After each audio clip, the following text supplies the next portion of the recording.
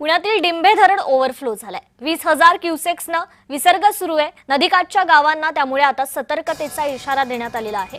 डिंबे धरण भरल्यानं पुणे जिल्ह्यातील आंबेगाव आणि शिरूर तसेच अहिल्यानगर जिल्ह्यातील पारनेर, श्रीगोंदा आणि कर्जत तालुक्यातील सिंचनाला आता मोठा दिलासा मिळणार आहे। याशिवाय या भागातील पिण्याच्या पाण्याचाही प्रश्न मोठ्या प्रमाणात सुटण्यास आता मदत होईल।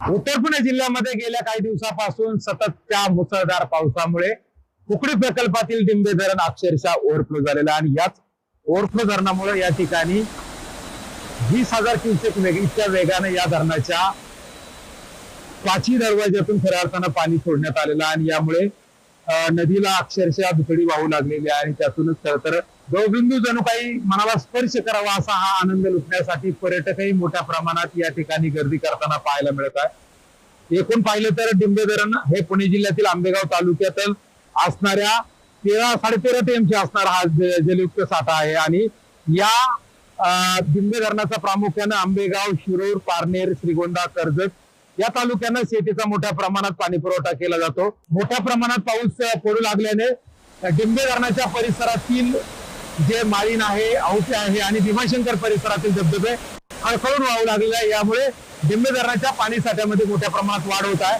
प्रशासनाच्या वतीने या ठिकाणी 20,000 क्युसेक इतक्या वेगाने पाणी सोडल्यानंतर नदीकाठच्या गावांना सतर्कतेचा इशारा देत असताना प्रवाशांनी या भागातून प्रवास करताना सतर्कतेच्या गोष्टी लक्षात घेऊनच आपण प्रवास करावा, अन्यथा प्रवास टाळण्याची या ठिकाणी आवाहन करण्यात आलेलं आहे। अमोल दरेकर, जय महाराष्ट्र, आंबेगाव, पुणे।